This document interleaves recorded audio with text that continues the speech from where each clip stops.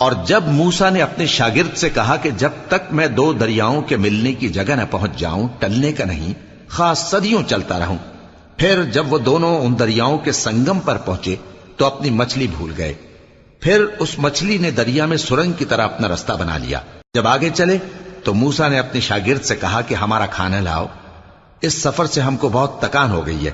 اس نے کہا کہ بھلا آپ نے دیکھا کہ جب ہم نے اس چٹان کے پاس آرام کیا تھا تو میں مچھلی وہیں بھول گیا، اور مجھے آپ سے اس کا ذکر کرنا شیطان نے بھلا دیا، اور اس مچھلی نے عجیب طرح سے دریا میں اپنا رستہ بنایا۔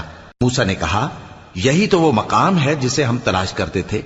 تو وہ اپنے پاؤں کے نشان دیکھتے دیکھتے لوٹ گئے۔ وہاں انہوں نے ہمارے بندوں میں سے ایک بندہ دیکھا جس کو ہم نے اپنے ہاں سے رحمت خاص سے نوازا تھا اور اپنے پاس سے ایک خاص علم بخشا تھا۔